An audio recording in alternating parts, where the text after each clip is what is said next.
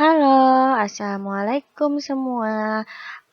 Kita akan membahas tentang bab ketiga, yaitu tentang peluang. Oke, ini kompetensi intinya. Lalu, kompetensi dasarnya itu kita akan membahas tentang aturan pencacahan, yaitu aturan penjumlahan, aturan perkalian, permutasi, dan kombinasi. Nah, itu dulu untuk hari ini. Pertemuan pertama, nah ini mencoba mengerjakan soal-soal yang udah pernah kalian pelajari sebelumnya di kelas 1 dan kelas 2. Ini hanya materi pengantar. Nah, kita langsung aja ke aturan perkalian dan penjumlahan. Nah, di sini aturan perkalian di mana kita harus membuat beberapa alternatif rute jalan yang dapat dilalui oleh pengendara. Misal, dari kota A ke kota C, dengan melewati kota B, kita bisa melakukan berapa banyak cara. Nah, di sini kita lihat, dari kota A ke kota B itu ada 3 jalan, yaitu 3 jalan P, Q, dan R.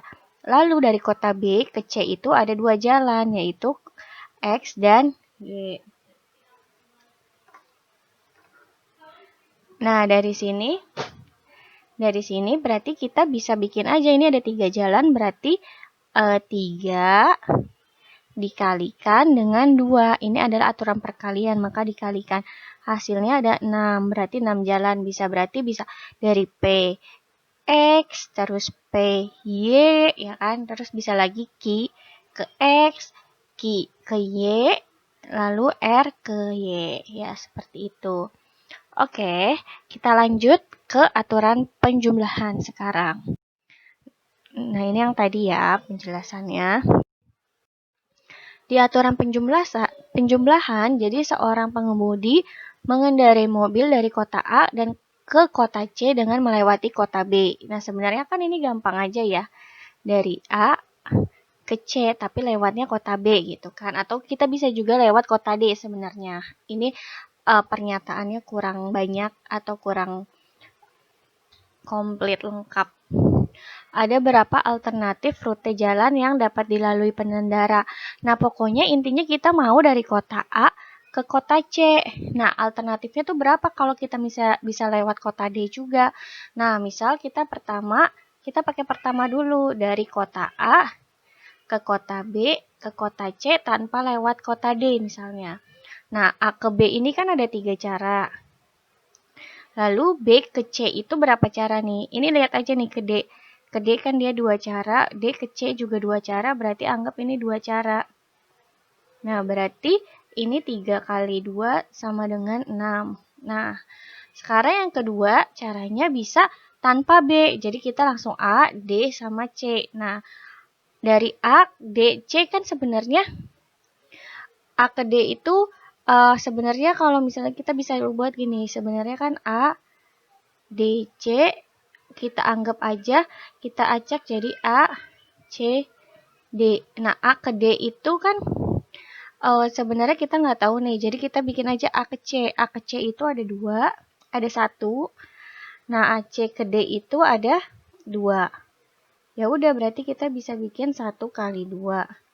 Sama dengan 6 juga. Berarti sama dengan 6, sama dengan 2. Nah, berarti dari A ke B tanpa melalui D langsung ke C, kita bisa bikin dari tadi 6. Lalu bisa juga kita langsung dari A, D ke C atau dibalik jadi A, C, D. Nah, itu 2 kali 1, 2. Nah, kita jumlahin sekarang. Jadi kita jumlahin keduanya. 6 ditambah 2 sama dengan 8. Berarti pengendara bisa lewat berapa alternatif, yaitu 8 alternatif. Berarti kita bisa lewat 8 alternatif. Atau kalau bingung, sebenarnya kalian bisa juga hitung aja dari A ke C ini berapa dari semua banyaknya jalan ini. Ya udah hitung. 1, 2, 3, 4, 5, 6, 7, 8. Berarti ada 8 cara gitu. Karena ini aturan penjumlahan. Jadi kalau aturan penjumlahan itu bisa kayak kita bisa ngelewatin dari A ke C itu dengan beberapa cara sih gitu. Nah, jumlahin aja. Kalau ada beberapa kemungkinan. Maksudnya beberapa kemungkinan bisa jadi A ke B tanpa ke D, dia langsung ke C. Atau bisa juga dari A D langsung ke C. Jadi tanpa melewati B atau tanpa melewati D, yang penting dari A sampai C gitu ya. Itu aturan penjumlahan dan aturan perkalian. Lalu lanjut. Sekarang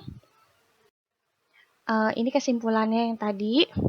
Jadi jika suatu peristiwa terjadi dengan M cara yang berbeda dan ada peristiwa lain terjadi dengan N cara yang berbeda, jadi ada 2 kali maksudnya gitu, maka kedua peristiwa itu dapat terjadi M kali N cara yang berbeda, itu perkalian. Kalau M tambah N itu cara yang berbeda, itu adalah aturan penjumlahan. Nah, ini lanjut sekarang ke contoh dari penempatan, aturan penempatan. Jadi dari angka 1, 2, 3, dan 4 akan disusun bilangan yang terdiri dari 3 angka. Nah, kalau terdiri dari 3 angka berarti dia ratusan kan, 3 digit berarti ada ratusan, puluhan sama satuan aja. Kalau 4 berarti dia adalah ribuan ya kan. Nah, berapa banyak bilangan yang dapat disusun bila angka-angka itu tidak dapat berulang? Nah, maksudnya gimana? Nah, pertama ratusan itu kan kita pilih ada 4 cara yang bisa jadi ratusan itu kan 1, 2, 3, 4. Berarti ada 4 cara dong. Nah, misalnya tadi jika angka 1 telah terpilih, kita coret. Nah, sekarang buat kepuluhan itu tinggal angka 2, 3, dan 4 karena dia tidak boleh berulang ya. Nah, jadi tadi penempatan 1 udah dicoret. Berarti sekarang tinggal ada 3 cara lagi buat di puluhan. Berarti ada 3. Nah, kalau tinggal 3 berarti kan nanti di satuannya tinggal 3 dan 4 kan. Nah, ini di satuan. Berarti ada ratusan, puluhan, satuan itu 4, 3, 2. Nah, berarti banyaknya yang dapat disusun adalah 4 dikali 3 dikali 2 sama dengan 24 cara. Nah, kalau ini masuknya ke aturan apa? Aturan perkalian apa penjumlahan? Bisa dilihat kalau susunan banyaknya bilangan yang dapat disusun kayak gini tanpa berulang, dia adalah aturan perkalian. Nah, sekarang lanjut ke faktorial. Apa sih itu faktorial? Jadi faktorial itu adalah pengalian bilangan, tapi bilangan n itu dikurangin 1, dikurangin 2, dan seterusnya. Misal gimana?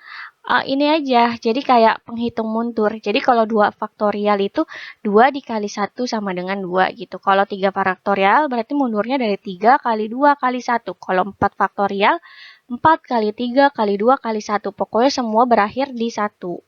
Nah, gimana kalau misalnya 5 faktorial? Ya udah kita mundur, berarti dari 5 kali 4 kali 3 kali 2 kali 1. Nah, ini 5 faktorial. Gimana kalau 10 faktorial? Misalnya gini. Ya udah bikin aja gini. 10 kali 9 faktorial gini aja juga boleh. Karena kan 9 faktorial nanti diterusin lagi. Atau boleh sama dengan 10 kali 9 kali 8 kali 7 kali 6 faktorial. Boleh kan? 6. Nah, kalau mau makin komplitnya berarti gimana? 10 kali 9 kali 8 kali 7 kali 6 kali 5 kali 4 kali 3 kali 2 kali 1 sampai selesai. Ini adalah 10 faktorial juga. Kalau mau sampai 6 terus 6-nya difaktorialin lagi kayak gini boleh ya. Itu namanya bilangan faktorial. Nah, kalau ini sebenarnya bisa juga kan, dia kan sama-sama 4 faktorial. Ini sampai 4 faktorial sini aja nih. Nah, nanti yang ininya kan sama-sama dicoret misalnya. Nah, ini sama-sama punya 4 faktorial. Misalnya tinggal 6 kali 5. 30. Ini sama aja kayak 8. Nah, kan ini udah 5 faktorial. Ya udah bikin 8 kayak 7 kali 6 kali 5. 5-nya coret di sini. 3 faktorial itu kan 3 kali 2 kan, kayak gini. Nah, ini bisa coret juga deh. Jadi tinggal 7 kali 8 sama dengan 56. Nah, sekian untuk hari ini. Kita hanya belajar tentang aturan perkalian, aturan penjumlahan, dan bilangan faktorial. Next minggu depan kita akan mempelajari tentang adaptasi dan kombinasi. Oke, cukup sekian untuk hari ini. Assalamualaikum warahmatullahi wabarakatuh.